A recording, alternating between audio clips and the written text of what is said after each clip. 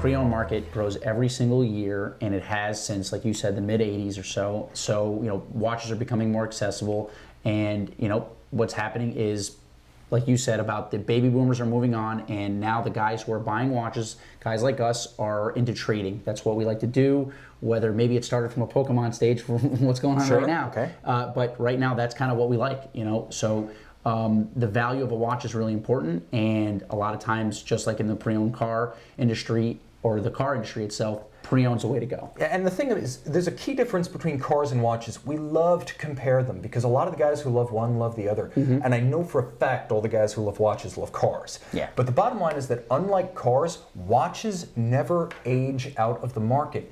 And I have a late 90s Ebel white gold 1911 perpetual calendar chronograph. This watch can be had for under $10,000. It has an El Primero movement. It has a module, a perpetual calendar module, jointly developed between Ebel and Zenith when they were both part of InvestCorp in the mid to late 90s. And you can buy this watch, a grand complication with a column wheel chronograph, and a great one at that, in precious metal for under $10,000, precisely because these watches never die.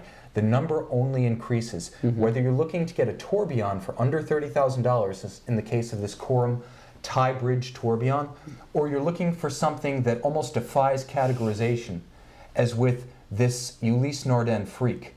The bottom line is that we can now get grand complications and watches that are so far off the mainstream of horology that they literally carry their own historical significance without even waiting. Go online, they're available now. You can buy them on Watch You Want, but to be honest, I gotta give you full disclosure, these are not the only ones available right now. And that's because grand comps, tourbillon, minute repeaters, precious metal watches, they're no longer uncommon. No.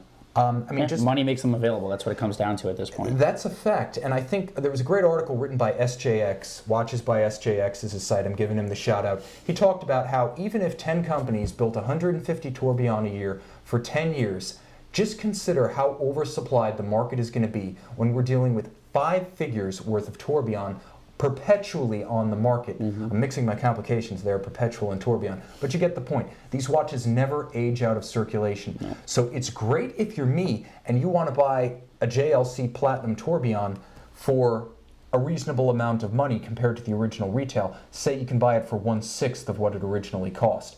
But the bottom line is, if you're looking to sell a watch like that, you're a little bit out of luck. Talk about kind of what you encounter with your clients sometimes. Well, listen, when it comes down to this, guys actually, they go through a progression in terms of buying their first watch and then moving on to their next watch and then becoming collectors and growing in their professional, in the professional arena, then having the money to purchase things like this. And then a lot of times they learn the hard way that, walking into a boutique is a great way to buy a watch. You're going to get a great experience and you know exactly where it's going to come from.